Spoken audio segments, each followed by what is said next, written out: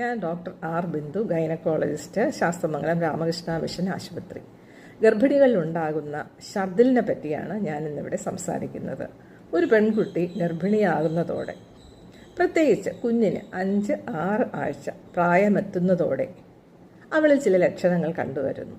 വിശപ്പില്ലായ്മ, ഓർഗാനം, ഛർദിൽ തുടങ്ങിയവ. ഈ ലക്ഷണങ്ങളിലും ഏറ്റക്കുറച്ചിലുകൾ ഉണ്ടാകാറുണ്ട്. ചിലർക്ക് ഇങ്ങനെ ഛർദിലേ ഉണ്ടാകാറില്ല. മറ്റു ചിലരാകട്ടെ ഇടയ്ക്കിടെ ഛർദ്ദിക്കുന്നു.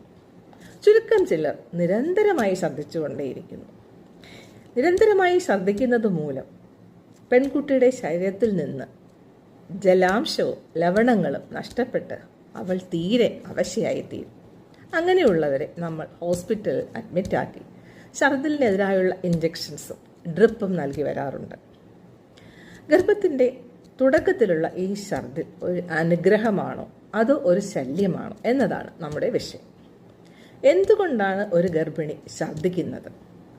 അവളുടെ ഗർഭാശയത്തിൽ ഒരു കുഞ്ഞ് ആരോഗ്യകരമായി വളരുന്നത് മൂലം അവളുടെ രക്തത്തിൽ കലരുന്ന ചില ഹോർമോണുകളാണ് ഈ ഛർദിലിന് കാരണം. അതുകൊണ്ട് തന്നെ ഒരു ഗർഭിണി ഛർദ്ദിക്കുകയാണെങ്കിൽ നമുക്ക് ഉറപ്പാക്കാം അവളുടെ ഗർഭാശയത്തിൽ കുഞ്ഞ് തികച്ചും സുരക്ഷിതമാണെന്ന്. ഒരു പെൺകുട്ടി നമ്മളെ കാണാൻ വരുന്നു. അവൾ പറയുന്നു അവൾക്ക് രക്തസ്രാവമുണ്ടെന്ന്. വളരെ ആകാംക്ഷയോടെ ആയിരിക്കും നമ്മളെ സമീപിക്കുന്നത്. തൻ്റെ കുഞ്ഞിന് എന്തെങ്കിലും പറ്റിപ്പോയോ, സ്കാൻ എടുക്കുമ്പോൾ എന്തെങ്കിലും കുഴപ്പങ്ങൾ കാണുമോ എന്നൊക്കെ 100 ചോദ്യങ്ങൾ നമ്മളോട് ചോദിക്കും.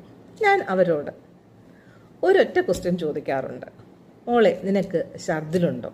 അപ്പോൾ അവൾ പറയും, ഡോക്ടറെ, ഞാൻ ഇപ്പോൾ ഇവിടെ OPയിലോട്ട് വരുന്നതിന് തൊട്ട് മുന്നേ ഛർദ്ദിച്ചതേ ഉള്ളൂ. അപ്പോൾ ഞാൻ അവളോട് പറയും, കുഞ്ഞെ, നീ പേടിക്കേണ്ട കാര്യമില്ല. നിൻ്റെ കുഞ്ഞ് പൂർണ്ണമായും ആരോഗ്യവാനായിട്ട് ഇരിക്കുന്നത് കൊണ്ടാണ് നിനക്ക് ഈ ഛർദിൽ ഉണ്ടാകുന്നത്. അത് ഒരു നല്ല ലക്ഷണമായി കണ്ട് നീ അതിൽ വിഷമിപ്പിക്കാതെ സന്തോഷമായിരിക്കും. അതായത് ഗർഭത്തിൻ്റെ പ്രാരംഭ ദശയിലുള്ള ഛർദിൽ ഒരു നല്ല ലക്ഷണമാണ്, അഥവാ ഒരു അനുഗ്രഹമാണ്. നമുക്ക് ഏതാണ്ട് ഉറപ്പിക്കാൻ കഴിയും നമ്മുടെ കുഞ്ഞ് സുരക്ഷിതമായി അവിടെ ഇരിക്കുന്നു, ആരോഗ്യത്തോടു കൂടി വളരുന്നു.